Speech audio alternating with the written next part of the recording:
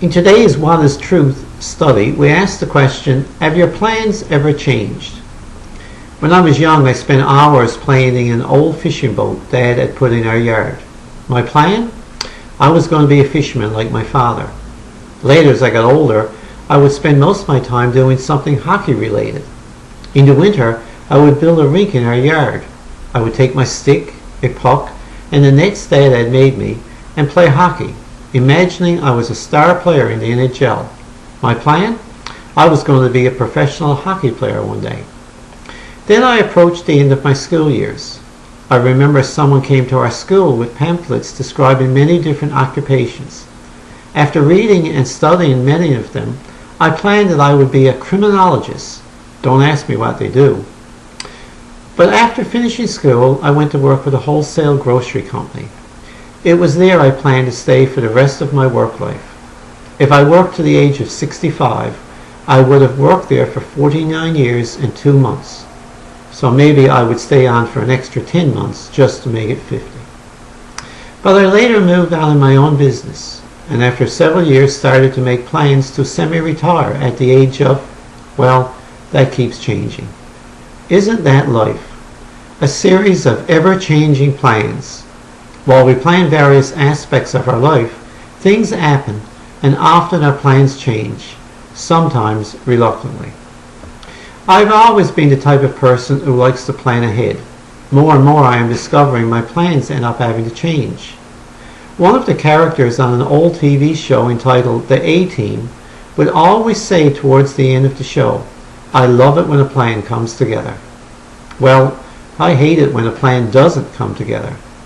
The fact is, human life is full of plans that didn't come together. Often that can cause stress, frustration, and disappointment. Sometimes we may even reason that it's better not to plan at all and just go through life, as the expression says, on the seat of your pants. While life's events may cause our plans to change, we read in Psalm 33:11, "But the Lord's plans stand firm forever. His intentions can never be shaken." How reassuring it should be for us to know that for the God we serve, nothing ever alters His plans.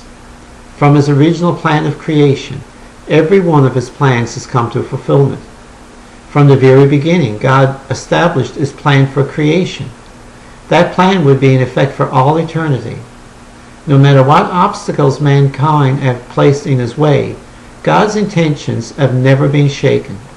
He never throws His hands up in frustration and says, "What am I going to do now?" He is in full control, now the same way He was when He spoke the world into existence.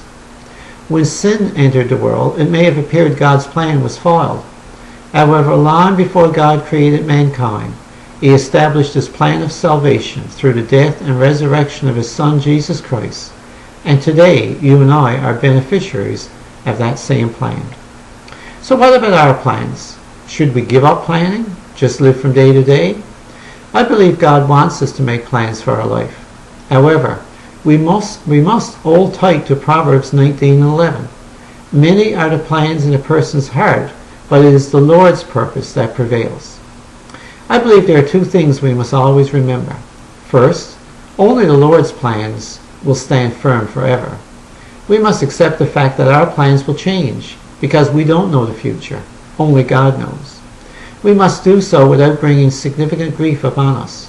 Consider what has happened, size up what we need to do now, and move on, make new plans. Secondly, we must recognize that the Lord has a plan for us. If our plans do not coincide with His plans, guess who loses? Maybe our plans would not have to change so often if we brought God in on them before we made them. I hear so many people making plans for their life without giving any consideration to where God comes into the picture. They say, "I'm going here," or "I'm going to do this or that," all without realizing that except by the grace of God, they could not even take their next breath. When we place our trust in God and yield our life to His plan, He gives us a wonderful promise as found in Jeremiah 29:11. "For I know the plans I have for you, declares the Lord. Plans to prosper you and not to harm you. Plans to give you a hope and a future." That certainly sounds like a good plan to me.